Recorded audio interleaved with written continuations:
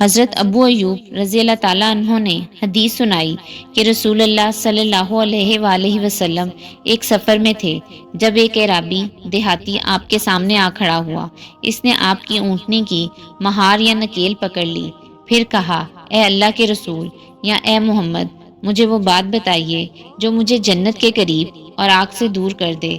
ابو ایوب نے کہا کہ رسول اللہ صلی اللہ علیہ وآلہ وسلم رک گئے، پھر اپنے ساتھیوں پر نظر دوڑائی، پھر فرمایا، اس کو توفیق ملی یا ہدایت ملی؟ پھر بدوی سے پوچھا، تم نے کیا بات کی؟ اس نے اپنی بات دہرائی تو نبی اکرم صلی اللہ علیہ وآلہ وسلم نے فرمایا، تم اللہ تعالیٰ کی بندگی کرو، اس کے ساتھ کسی کو شریک نہ ٹھہراؤ، نماز قائم کرو، زکوٰۃ ادا کرو اور صلہ رحمی کرو،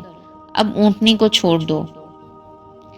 اللہ کے والد عبد الرحمن بن یعقوب نے حضرت ابو ہریرہ رضی اللہ تعالیٰ عنہ سے اور انہوں نے رسول اللہ صلی اللہ علیہ وآلہ وسلم سے روایت کی، آپ نے کہا، اللہ تعالیٰ نے فرمایا، جب میرا بندہ کسی نیکی کا قصد کرے اور اس کو عمل میں نہ لائے تو میں اس کے لیے ایک نیکی لکھوں گا، پھر اگر وہ اسے کر لے تو میں اس کو 10 سے 700 گنا تک لکھوں گا، اور جب میرا بندہ کسی برائی کا قصد کرے اور اس کو عمل میں نہ لائے تو اسے اس بندے کے خلاف نہیں لکھوں گا، پھر اگر وہ اس پر عمل کرے تو میں ایک برائی لکھوں گا۔